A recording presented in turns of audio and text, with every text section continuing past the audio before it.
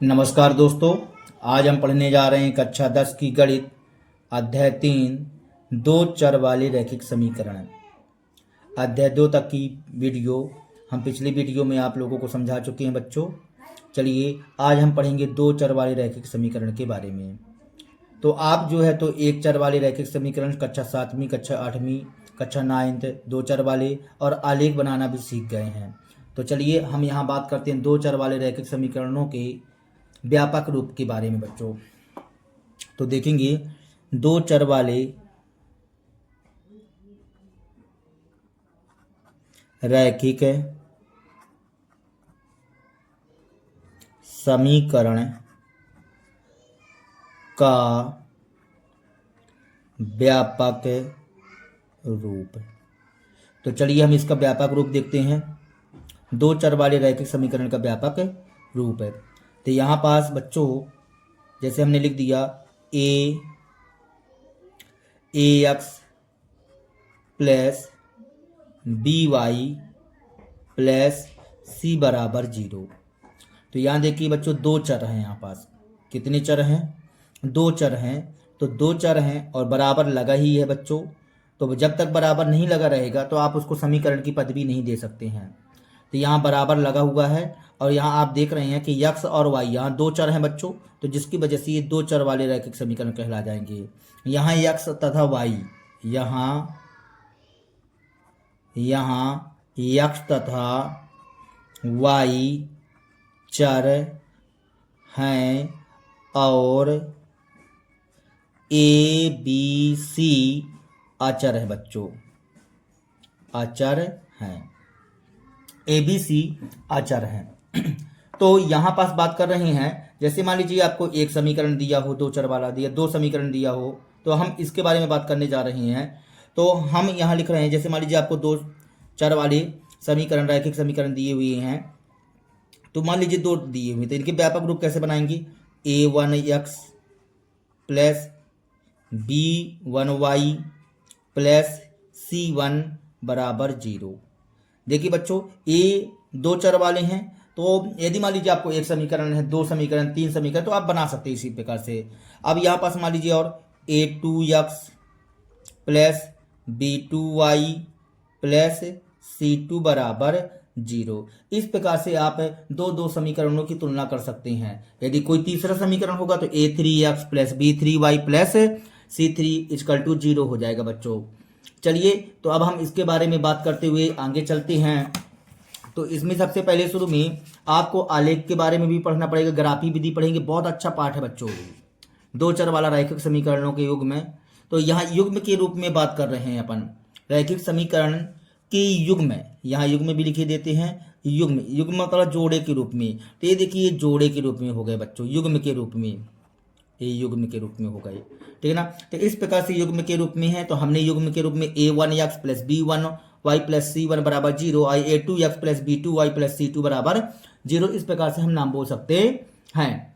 अब यहाँ पास अपने को जानना है बच्चों, जब आप पिछले 9th क्लास में आलेख बनाना सीखे हैं, तो आलेख बनाना सीखे हैं। अब यहाँ पास यदि मान लीजिए दो आलेख हों, यदि दो आलेख यदि होते हैं तो हम इनके बारे में चर्चाएं बातें करेंगे कि यदि कोई रेखा किसी समीकरण के माध्यम से कोई रेखा तैयार होती है तो वह आलेख, यहाँ दो यदि समीकरण हैं अब तो दो आलेख बनेंगे तो वहां पास रेखाएं प्रतिच्छेदी होंगी या कि संपाती होंगी या कि समांतर होंगी। इन सब चीजों के बारे में हम चर्चाएं एवं बातें करेंगे।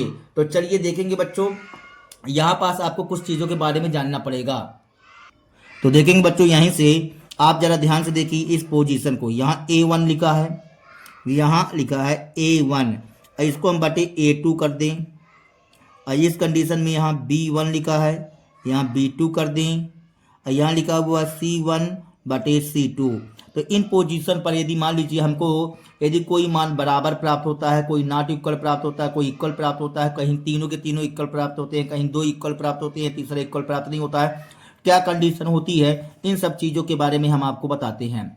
तो देखेंगे बच्चों, यदि मान लीजिए पहली शर्त के बारे में बात कही जाए, यदि आपको रैखिक समीकरण के युग में दिए हों, ये जैसे दिए हैं यहाँ पास, तो यहाँ पास यदि मान लीजिए a1 upon a2, A1/A2 not equal B1/B2, B1/B2 करती है बच्चों। मतलब किसी भी प्रकार से, जैसे मान लीजिए ए रेखा हो गई और ए रेखा हो गई बच्चों, तो देखिए ए रेखा जो है, दोनों रेखाएं इस बिंदु पर प्रतिच्छेद करती हैं। जब प्रतिच्छेद करेंगी तो यहाँ आपको x और y का मान प्राप्त होगा। ठीक है ना बच्चों। अब यहाँ पास यदि मान लीजिए, यहाँ पास मतलब आपको x और y का हल प्राप्त होगा, तो यहाँ आप बोल सकते हैं कि अद्वितीय हल प्राप्त होगा। अद्वितीय का मतलब केवल और केवल एक ही हल प्राप्त होना, तो अद्वितीय हल प्राप्त होगा बच्चों। तो यहाँ लिखते हैं अद्वितीय हल प्राप्त होगा। अब यदि मान लीजिए यहीं पास दूसरा पॉइंट समझेंगे यदि आप, तो A1/A2 equal B1/B2 equal C1/C2, यदि ऐसी कंडीशन फॉलो हो कि मतलब तीनों मान इनका अनुपात, दोनों का अनुपात, दोनों युग्मों का अनुपात जो है तो समान अनुपात रहे, बराबर रहे, इक्वल रहे, तो यहाँ रेखाएं जो होंगी तो संपाती होंगी। रेखाएं संपाती होंगी बच्चों, रेखाएं संपाती होंगी। अब रेखाएं संपाती होंगी तो कैसे होंगी देखेंगे बच्चों। जैसे मान लीजिए ये रेखा कोई हो गई, ये रेखा हो गई बच्चों। अब इस रेखा पर आगे आप इसको देखिए, ये एक बिंदु पर प्रतिच्छेद करती, तो इसका एक ना एक हल आया है। अब ये जो है संपाती का मतलब होता है उसी में समाहित होना। अब इसी के ऊपर एक रेखा, ये देखिए एक रेखा ये जा रही ना बच्चों। तो रेखाएं तो अनंत होती हैं, रेखाएं जो है अनंत तक भागती हैं, तो ये भी अनंत तक भागेगी, ये जो समाहित है वो भी अनंत तक भागेगी। तो इसके रेखा के प्रत्येक बिंदु पर जो है तो एक दूसरे का मिलान होता है, प्रत्येक बिंदु पर हो रहा मिलान, एक दूसरे को स्पर्श करती हैं। जब एक दूसरे को स्पर्श करती हैं तो यहाँ हम क्या बोलेंगे, यहाँ अपरिमित रूप से अनेक हल प्राप्त होते हैं बच्चों। देखिए ना, यहाँ एक बिंदु पर स्पर्श करता है, प्रतिच्छेद करता था, तो इसका एक हल आया। यहाँ पास तो अनंत बिंदुओं पर स्पर्श करता नजर आ रहा है। जब अनंत बिंदुओं पर स्पर्श करेगा तो आप क्या बोलेंगे कि सर यहाँ पास अपरिमित रूप से अनेक हल प्राप्त होंगे। और इसकी गणितीय रूप में यदि बात कही जाए तो यहाँ आप देखिए बच्चों, यहाँ पास A1/A2 equal B1/B2 equal C1/C2, ऐसा यदि आपकी कंडीशन फॉलो हो रही है तो आप बोलेंगे रेखाएं संपाती होंगी। तो यहाँ पास हमको कैसा हल प्राप्त होगा बच्चों, अपरिमित रूप से अनेक हल प्राप्त होंगे। तो यहाँ लिखते हैं अपरिमित रूप से अनेक हल प्राप्त होंगे, अपरिमित रूप से अनेक हल प्राप्त होंगे बच्चों। ठीक है ना। अब चलते हैं आगे। यदि मान लीजिए A1/A2 इक्वल B1/B2 और नॉट इक्वल आ जाए C1/C2, तो ऐसी कंडीशन में क्या होता है, ऐसी कंडीशन में रेखाएं संपाती होती हैं, रेखाएं समांतर होती हैं बच्चों, रेखाएं समांतर होती हैं, रेखाएं समांतर होती हैं बच्चों ऐसी कंडीशन पर। तो रेखाएं समांतर होती, तो कैसे रेखाएं समांतर होती है देखेंगे। एक रेखा ए जा रही है और इसी के समांतर एक रेखा ए जा रही है। तो जब ये दोनों रेखाएं देखिए, पहला कंडीशन आपने चेक किया तो रेखाएं क्या हो रही थी, प्रतिच्छेद, एक बिंदु पर प्रतिच्छेद कर रहा था, तो इसका एक हल आया। यहाँ पर संपाती रेखाएं थी तो अनंतता अनेक हल आए। लेकिन यह एक भी बिंदु पर प्रतिच्छेद नहीं करती है बच्चों। जब एक भी बिंदु पर प्रतिच्छेद नहीं करती है तो क्या इसका कोई हल आएगा, नहीं आएगा। तो हम यहां बोलेंगे कोई हल प्राप्त नहीं होगा, कोई हल प्राप्त नहीं होगा। ठीक है बच्चों। यहां पास आपने 3 कंडीशन के बारे में पढ़ा। कौन कौन सी कंडीशन के बारे में पढ़ा बच्चों देखेंगे।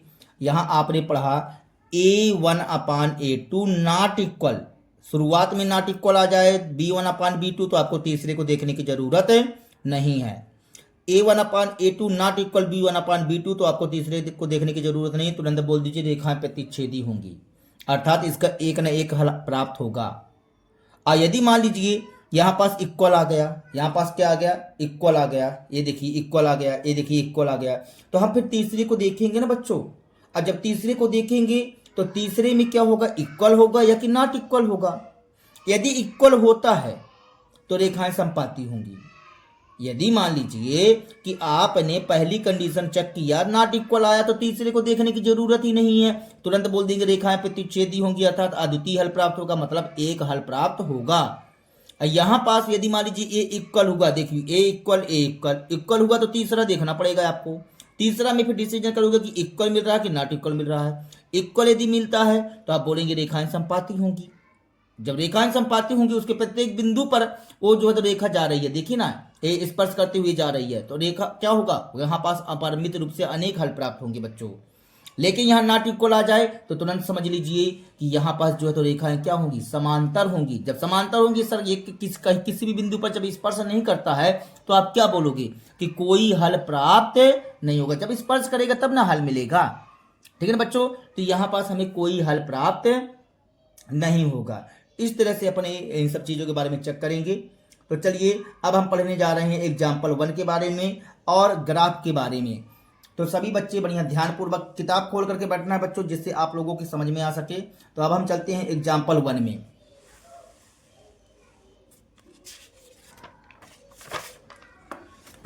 तो एग्जाम्पल 1 में चलते हैं बच्चों। एग्जाम्पल 1 कहता है हमारा, तो देखेंगे बच्चों, कह रहा क्वेश्चन, ग्राफ द्वारा जांच कीजिए कि समीकरण युग्म x प्लस 3y बराबर 6 और 2x माइनस 3y बराबर 12 लिखा हुआ है तो संगत है। यदि ऐसा है तो उन्हें ग्राफ द्वारा हल कीजिए। अब बात आती है संगत और असंगत के बारे में। तो थोड़ा सा बच्चों हम संगत और असंगत के बारे में जान लेते हैं। तो चलिए देखेंगे फिर से इस चीज को जो अभी आप पढ़ चुके हैं। ये बताइए बच्चों, आपने इन 3 ग्राफों के बारे में पढ़ा अभी अभी कि रेखाएं प्रतिच्छेदी होंगी और रेखाएं समांतर होंगी। तो ये बताइए, संगत का मतलब होता है मिलन। तो यहाँ पास मिलना हो रहा है अद्वितीय हल में, मतलब जहाँ रेखाएं प्रतिच्छेदी होती हैं तो वहाँ पास देखिए, यहाँ पास इस रेखाएं मिल रही हैं, एक दूसरे से मिल रही हैं। जब यहाँ पास मिल रही हैं तो हम बोल सकते हैं कि संगत हो रहा है। यहाँ पास भी प्रत्येक बिंदु पर मिल रही हैं। जब प्रत्येक बिंदु पर मिल रही हैं तो आप इस कंडीशन पर भी बोलेंगे कि रेखाएं संगत हैं। लेकिन यहाँ पर बताइए बच्चों, क्या यहाँ पर रेखाएं मिल रही हैं? जब नहीं मिल रही हैं तो क्या हम यहाँ संगत बोल सकते हैं? नहीं बोल सकते बच्चों। तो हम क्या बोलेंगे इस कंडीशन पर? असंगत। असंगत कब रहेगा बच्चों? जब रेखाएं समांतर होंगी। यदि रेखाएं समांतर हैं तो वहां आप बोलोगे असंगत। लेकिन अपरिमित रूप से अनेक हल अर्थात रेखाएं संपाती होना या कि रेखाएं प्रतिच्छेदी होना, तो वहां पास क्या रहेगा बच्चों? संगत। रेखा का चाहे एक बिंदु पर मिलना हो चाहे अनेक बिंदु पर मिलना हो, वो संगत कहलाएगा। लेकिन यदि रेखाएं समांतर हैं तो वहां आप संगत नहीं बोलेंगे, वहां पास बोलेंगे असंगत। तो चलिए बच्चों, हम क्वेश्चन को सॉल्व करने जा रहे हैं। अब इस कंडीशन पर हम कैसे जान पाएं कि संगत होगा कि असंगत होगा बच्चों? तो हमने आपको बताया कि a1/a2 b1/b2, इसके माध्यम से हम हल करते हैं बच्चों। तो यहाँ पास थोड़ा सा दिमाग लगाएंगे आप सभी बच्चे। तो देखिए, हम यहाँ क्या करते हैं, इसको समीकरण 1 बोलते हैं, समीकरण 1 बोले देते हैं, और इसको हम समीकरण 2 बोले देते हैं बच्चों। इसको हम समीकरण 2 बोले देते हैं। तो यहाँ लिखते हैं बच्चों, समीकरण 1 एवं समीकरण 2 की तुलना a1x plus b1y plus c1 तो यहाँ पास देखिए, ये व्यापक रूप था हमारे पास। ये क्या था? व्यापक रूप था। तो इस व्यापक रूप को हम क्या कर देते हैं, अभी इसको हम बनाए देते हैं a1x plus b1y plus c1, ऐसा दिया हुआ है। तो यहाँ पास यदि मान लीजिए, आप इस विधि से थोड़ा सा हल मत कीजिए, आपको ग्राफ विधि से हल करने के लिए बोला गया है बच्चों। इसको बोला गया ग्राफ द्वारा जांच कीजिए, तो इसलिए आप इसको ग्राफ विधि द्वारा हल ज्ञात कीजिए। तो समीकरण आगे हम यहाँ लिखे देते हैं, इसको काटे देते हैं बच्चों। ग्राफ विधि द्वारा हल करना है। चलिए इसको भी काटे देते हैं। यहाँ लिखते हैं हल। क्या लिखते हैं बच्चों? हल। तो अपने को ग्राफ विधि द्वारा हल करना है बच्चों इस क्वेश्चन को। तो समीकरण 1 से हल करते हैं। x प्लस 3y बराबर 6 लिखा हुआ है बच्चों। तो x प्लस 3y बराबर 6 लिखा हुआ है। आपको क्या करना है, यहाँ y का मान निकाल के रख लीजिए। y का मान आप निकाल करके यहाँ रख लीजिए। तो देखिए 3y बराबर आ जाएगा 6 माइनस x। x इस साइड ट्रांसफर हुआ तो माइनस x बन जाएगा। तो y बराबर आ जाएगा 6 माइनस x बटे 3। ये आ जाएगा बच्चों। अब देखेंगे आगे। अब आपको x का मान चुन करके रखना है जिससे y का मान प्रकट हो जाएगा। तो चलिए हम यहाँ पास जो है तो x और y के मान प्रकट कर लेते हैं।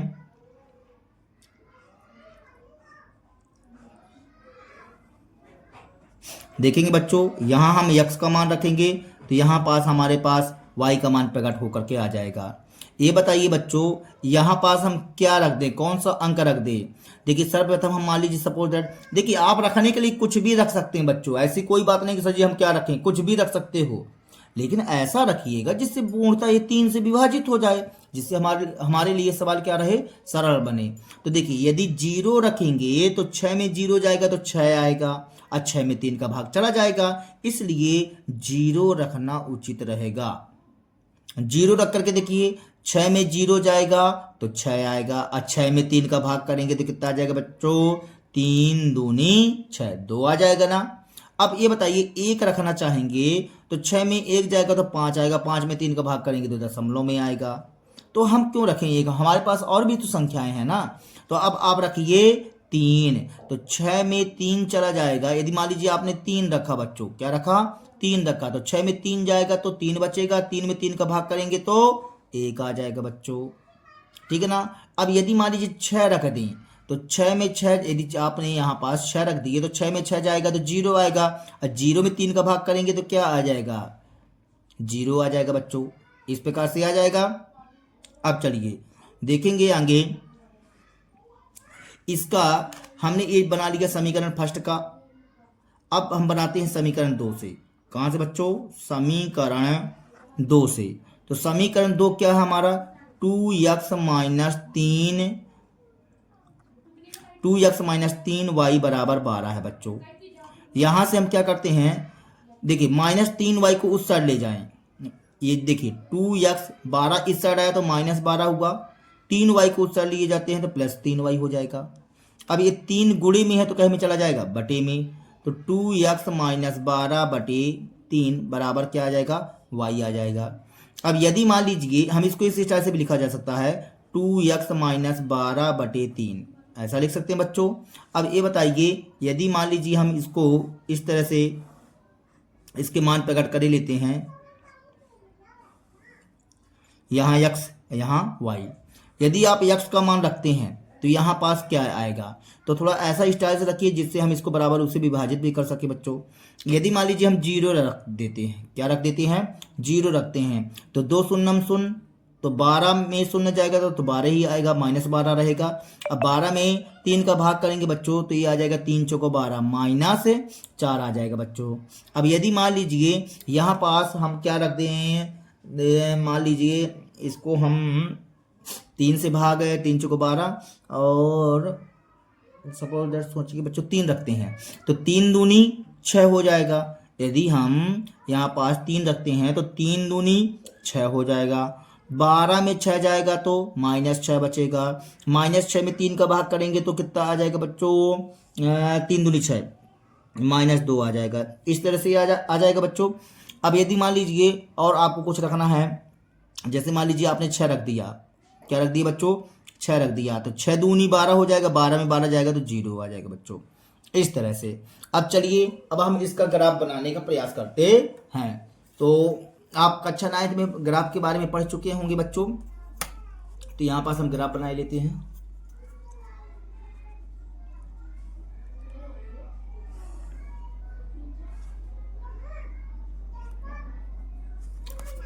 इस तरह से हम ग्राफ बनाएंगे।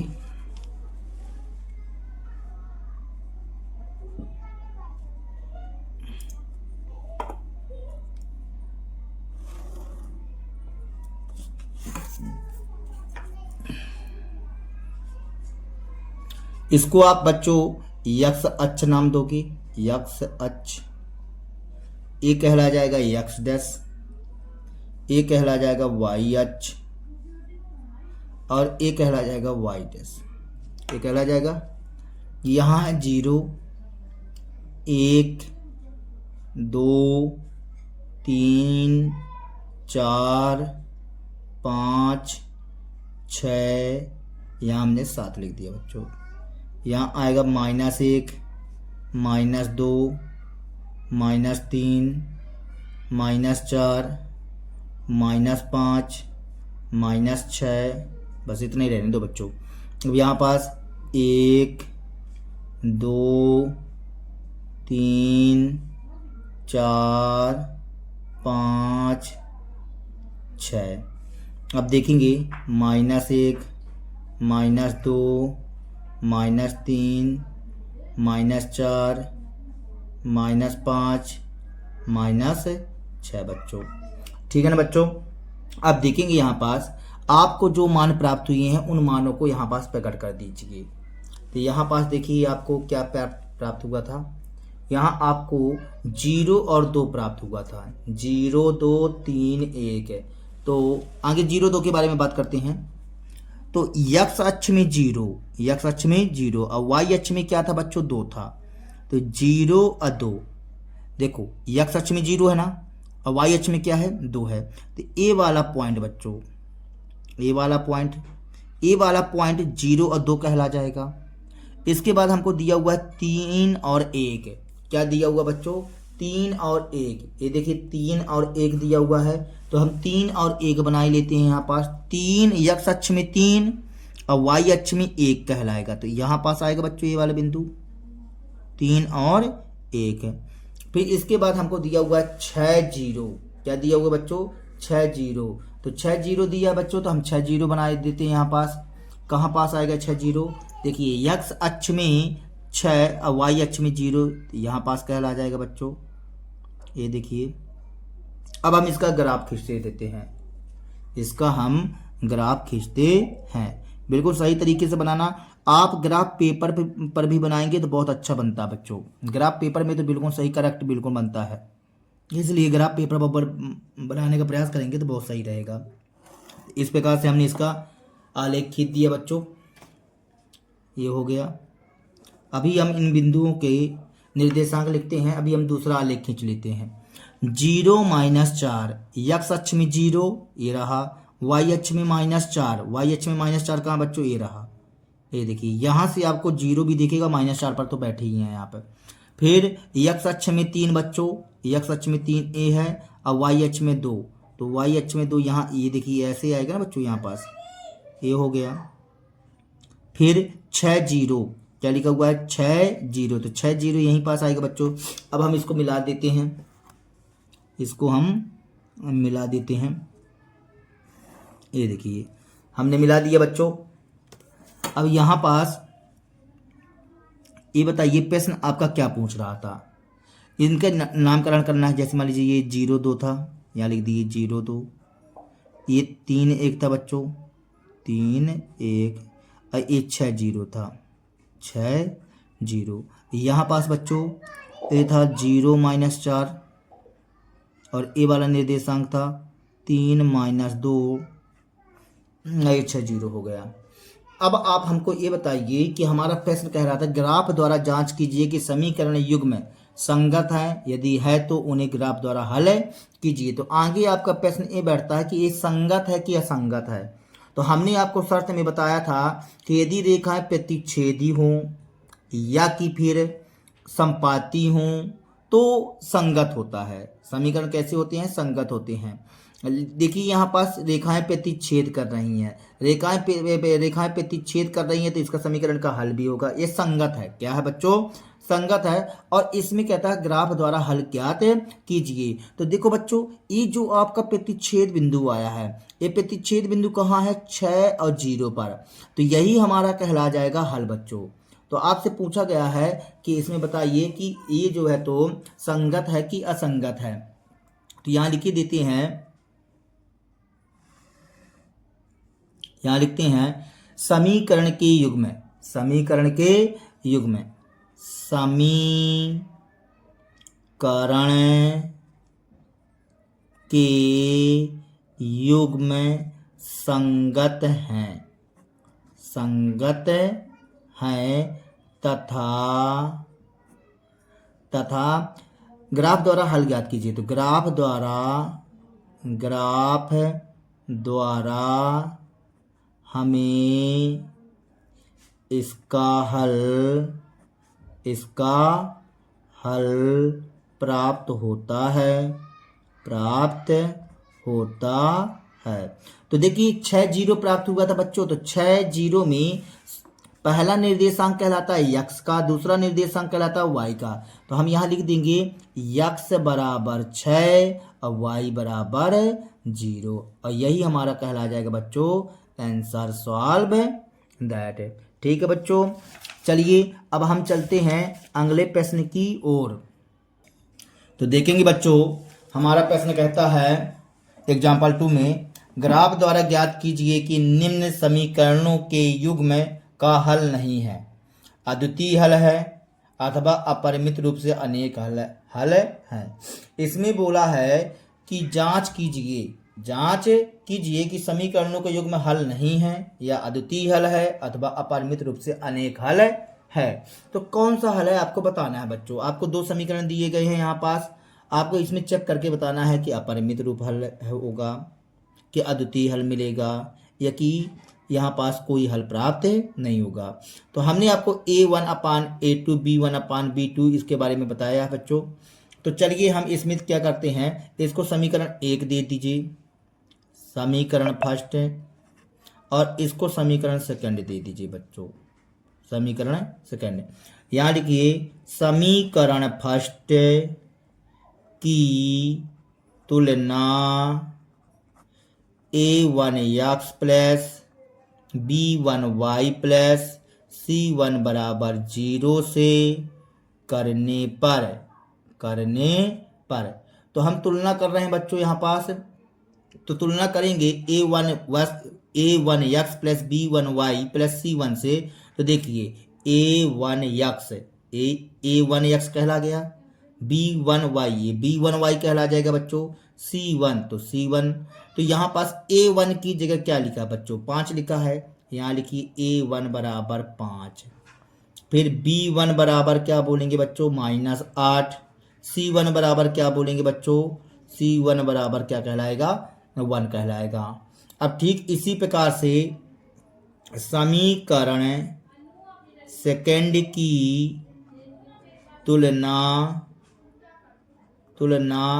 a2x plus b2y plus c2 बराबर 0 से करने पर तो चलिए हम तुलना कर रहे हैं बच्चों। तो यहाँ से आएगा a2 बराबर 3 आएगा, यहाँ लिख दीजिए a2 बराबर 3, b2 बराबर -24/5 और c2 बराबर कहलाएगा 3/5।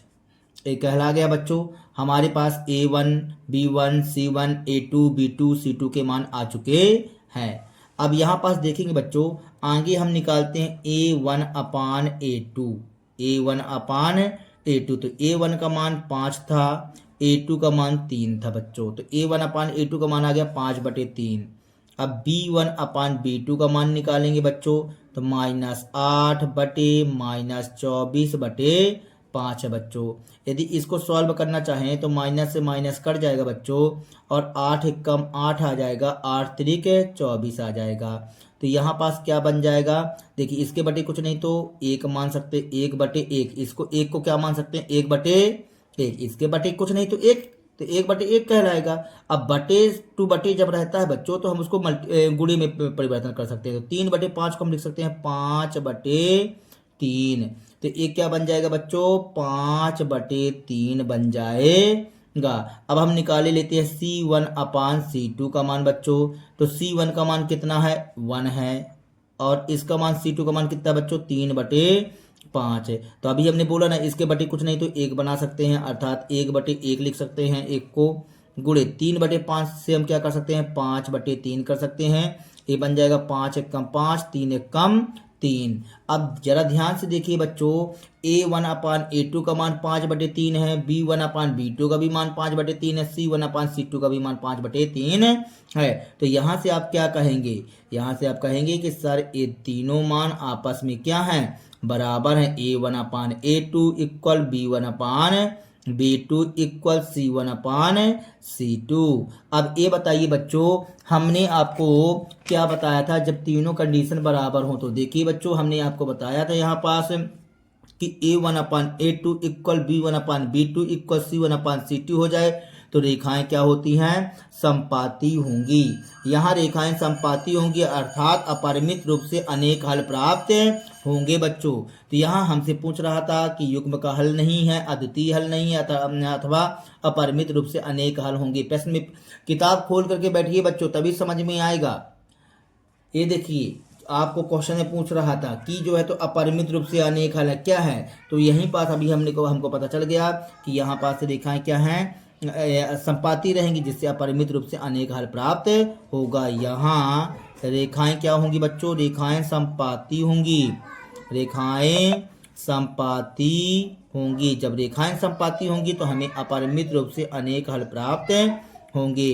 तो यहाँ लिख दीजिए बच्चों, अपरिमित रूप से, अपरिमित रूप से अनेक हल प्राप्त होंगे, अनेक हल प्राप्त होंगे। Answer solve that. ठीक है बच्चों, तो देखेंगे बच्चों हमारा एग्जाम्पल 3 प्रश्न क्या कहता है। आप किताब खोल करके बैठिए बच्चों, जिससे आप लोगों को ज़्यादा समझ में आएगा और अच्छा समझ में आएगा। किताब खोल करके बैठना अति आवश्यक है। तो एग्जाम्पल 3 कहता है बच्चों, चंपा एक सेल में कुछ पैंट और स्कर्ट खरीदने गई। एक सेल में क्या खरीदने गई, पैंट और स्कर्ट खरीदने गई। जब उसकी सहेलियों ने पूछा कि प्रत्येक के कितने नग खरीदे, तो उसने उत्तर दिया कि स्कर्ट की संख्या खरीदी गई पैंटों की संख्या की 2 गुनी से 2 कम है। तो स्कर्ट की संख्या खरीदी गई पैंटों की संख्या 4 गुनी से 4 कम है। सहेलियों की यह जानने के लिए सहायता कीजिए कि चंपा ने कितनी पैंट और स्कर्ट खरीदी। तो बच्चों यहाँ पास हमसे पूछा गया है कि कितने पैंट और स्कर्ट खरीदी गए। तो यहाँ पास हम मान लेंगे बच्चों, मान लेंगे कि माना कि पैंटों की संख्या x तथा स्कर्टों की संख्या क्या है बच्चों, y मान लेते हैं। बच्चे आप किताब खोल करके बैठिएगा, जिससे आप लोगों को समझ में आता रहे। चलिए अब हम यहाँ करते हैं हल, यहाँ करते हैं बच्चों हल। तो देखेंगे आप, यहाँ लिखते हैं माना कि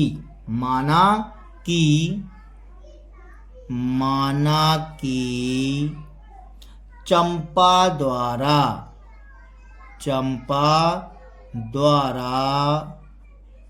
खरीदी गई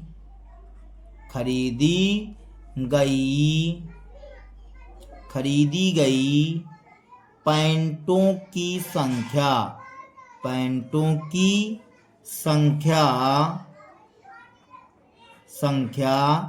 यक्स है तथा स्कर्टों की संख्या या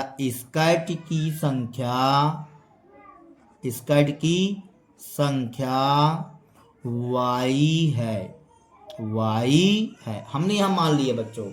अब स्कर्ट की संख्या y क्यों मानी है, क्योंकि हम यहाँ पढ़ रहे हैं 2 चर वाला रैखिक समीकरण, इसलिए दूसरा चर मान लेंगे बच्चों। यहाँ पास कक्षा 9th में आप लोगों ने 1 चर वाला पढ़ा था, यहाँ दूसरा चर वाला सिस्टम चालू है, इसलिए यहाँ दूसरा चर ही मानेंगे। अब हम लिखते हैं यहाँ प्रश्न के अनुसार बच्चों। तो प्रश्नानुसार हम हल करते हैं। किताब खोल करके बैठिएगा बच्चों, जिससे हम किताब से क्वेश्चन पढ़ेंगे तो आपके समझ में आए। तो क्वेश्चन कहता है कि चंपा एक सेल में कुछ पैंट और स्कर्ट खरीदने गई। जब उसकी सहेलियों ने पूछा कि प्रत्येक के कितने नग खरीदे, उसने उत्तर दिया स्कर्ट की संख्या, स्कर्ट की संख्या। तो यहां लिखते हैं थोड़ा सा बच्चों, क्या बोला है, स्कर्ट की संख्या। तो स्कर्ट की संख्या आपने क्या बताया, वाई। स्कर्ट की संख्या, आगे पढ़ो बच्चों, स्कर्ट की संख्या पैंटों की संख्या, पैंटों की संख्या आपने क्या बोला है, यक्स। पैंटों की संख्या, कहता है स्कर्ट की संख्या पैंटों की संख्या की दो गुनी, दो गुनी का मतलब दो का गुणा, दो का गुणा, दो गुनी से दो कम है, दो कम है। क्या बोला है बच्चों, स्कर्ट की संख्या पैंटों की संख्या के दुगने से दो कम है। किसकी बेटा, स्कर्ट की संख्या। तो ये आ गई स्कर्ट की संख्या, y बराबर 2x माइनस 2। अब चलिए देखिए बेटा, यहाँ पास हमने इससे हमको एक समीकरण बन गया है हमारा ये। हम इसको आलेखी विधि से हल करने के लिए बोल रहा है, आलेखी विधि वाला ही है क्वेश्चन। तो हम यहाँ पास क्या करते हैं बेटा, y का मान बनाया मिल गया है, बनाना भी नहीं पड़ा। यहाँ पास हम यहाँ पास दो मान प्रकट कर लेते हैं, यहाँ x लिखते हैं, यहाँ y लिख देते हैं बच्चों। अब ये बताइए, यदि मान लीजिए यहाँ 0 लिख दें, यहाँ क्या लिख दें बच्चों, 0 लिख दें। यदि और आपको मान ज्ञात करना तो और ज्ञात कर सकते हैं, ऐसी कोई बात नहीं है। यदि यहाँ 0 लिख देंगे तो यहाँ क्या आ जाएगा, 0 में तो -2 आ जाएगा, क्योंकि 2 शून्यम शून्य हो जाएगा बच्चों, तो -2 आएगा। यदि 1 लिख दें बच्चों यहाँ पास तो 1 लिख दोगे यदि, तो यहाँ 2 1 कम 2, 2 में 2 जाएगा तो 0 आ जाएगा। यदि 2 लिख दें बच्चों तो 2 दूनी 4 हो जाएगा, 4 में 2 जाएगा तो 2 आएगा। ठीक है बच्चों, इसी प्रकार से हम बात करना चाहते हैं पुनः प्रश्न से आगे क्या कहता है, इस समीकरण को हम बना लिए, दो गुनी से दो कम है। अब कहता है स्कर्ट की संख्या कितनी थी बच्चों, y। स्कर्ट की संख्या खरीदी गई पैंटों की संख्या क्या थी, यक्स है। कहता है खरीदी गई पैंटों की संख्या की 4 गुनी का मतलब 4 का गुणा बच्चों, 4 गुनी से भी 4 कम है किसकी, स्कर्ट की संख्या। तो ये बराबर कर दिए बच्चों। अब चलिए, अब हम इसका भी मान निकाले लेते हैं। यहाँ पास देखेंगे बच्चों,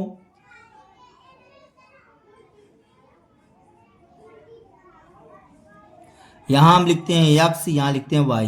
यदि मान लो हम यहाँ 0 लिखते हैं तो 4 शून्यम शून्य -4 आ जाएगा। यदि 1 लिखते हैं बच्चों तो 4 1 कम 4, 4 में 4 जाएगा 0। यदि मान लीजिए हम यहाँ 2 लिखते हैं, 2 लिखोगे तो 4 दूनी 8 आ जाएगा, 4 मान आ जाएगा। मतलब 2 लिखने पर क्या आएगा बच्चों, 4 दूनी 8, 8 में 4 जाएगा तो 4, ये आ गया बच्चों। अब चलिए हम इसका बनाते हैं ग्राफ। क्या बनाते हैं बच्चों, ग्राफ है, क्योंकि हमसे पूछा गया पैंट और स्कर्ट की खरीदी गई संख्या बताना है और आलेखी विधि से इस क्वेश्चन को हल करने के लिए बोला गया बच्चों। तो हम आलेख विधि द्वारा हल करेंगे इस क्वेश्चन को, तो समझेंगे आप सभी बच्चे। चलिए आगे हम बनाते हैं ग्राफ।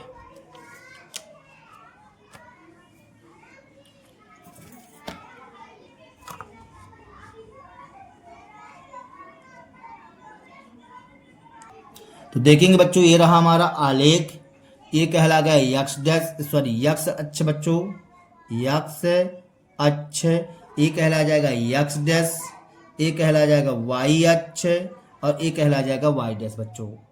यहाँ पास हमने आलेख तैयार कर लिया है, अब आपको मान दे करके बताना है। तो देखिए बच्चों, यहाँ पास आप पहले स्टार्टिंग में 0 -2, तो 0 -2 कहाँ आएगा बच्चों, यक्स अक्ष में 0 ये रहा, वाई अक्ष में -2, ये वाई अक्ष में -2 यहाँ रहेगा बच्चों। फिर बोलता है कि 1 और 0, यक्स अक्ष में 1, वाई अक्ष में 0 थे, यक्स अक्ष में 1 ए रहा और वाई अक्ष में 0 यहाँ रहेगा, तो मतलब यहाँ पास आएगा बच्चों। फिर 2 और 2, तो यक्स अक्ष में 2 कहाँ है बच्चों, ए रहा और वाई अक्ष में 2 कहाँ है बच्चों, तो ए रहा। ये देखिए यहाँ पास आएगा बच्चों, सही है, ये देखो ये रहा बच्चों। अब चलिए हम इसका ग्राफ बनाते हैं। तो पटरी की सहायता से हम लाइन खींच लेते हैं। अब बस यदि आप आलेख पेपर पर बनाते हैं बिल्कुल करेक्ट आता है, एक भी डिसमिस नहीं होता है बच्चों। ये हमने एक ग्राफ खींच दिया बच्चों। अब यहाँ देखेंगे आप, यहाँ लिखा 0-4, तो 0-4 कहाँ आएगा बच्चों? यक्स अक्ष में 0-4, -4 यहाँ आएगा बच्चों, ये हमने -4 कर दिया। यक्स अक्ष में 1, वाई अक्ष में 0, ये तो यहीं आएगा। फिर 2, 4, यक्स अक्ष में 2 और वाई अक्ष में 4, तो यहाँ कहीं आएगा बच्चों। ये देखिए, ये बना दिए। अब चलो अब हम इसको मिलाते हैं।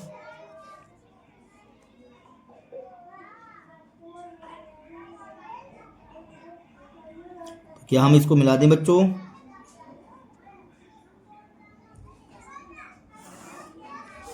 ये देखिए, मिला दिए बच्चों। थोड़ा सा बता दीजिए कि कौन कहाँ पर कौन सा बिंदु था। यहाँ पर था बेटा 0-2, 0-2 था। यहाँ पास था बेटा 1 और 0, 1 और 0, 1 और 0। यहाँ पास 2-2 था, 2-2। यहाँ पास बेटा 2 और 4, 2 और 4। और यहाँ पास था बच्चों 0-4, इस तरह से। ठीक है बच्चों, अब देखेंगे। ये बताइए, आपसे इस क्वेश्चन में पूछा जा रहा था कि कितनी पैंट और स्कर्ट खरीदी गई।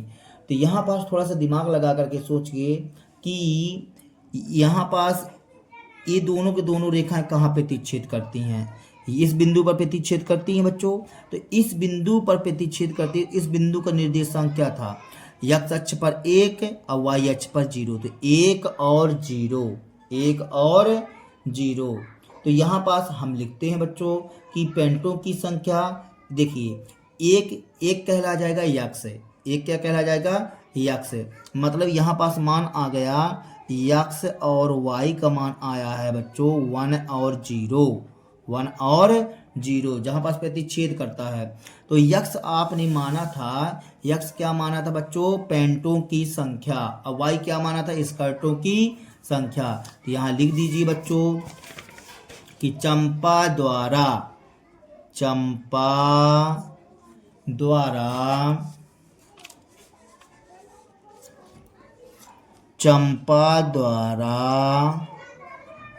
खरीदे गए पैंटों की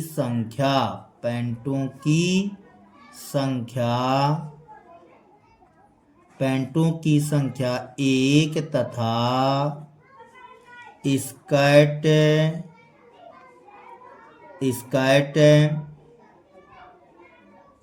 स्कर्टों की संख्या 0 है। ठीक है बच्चों, बन जाएगा आंसर सॉल्व दैट। ठीक है बच्चों, चलिए आज के लिए फिलहाल इतना ही। अब हम आपको पढ़ाएंगे अगले वीडियो में बच्चों प्रश्नावली 3.1। तब तक के लिए इतना ही बच्चों। यदि हमारे वीडियो आप लोगों को पसंद आए हों तो कृपया हमारे चैनल को सब्सक्राइब कीजिए, लाइक कीजिए एवं शेयर कीजिए। तब तक के लिए बच्चों जय हिंद, वंदे मातरम।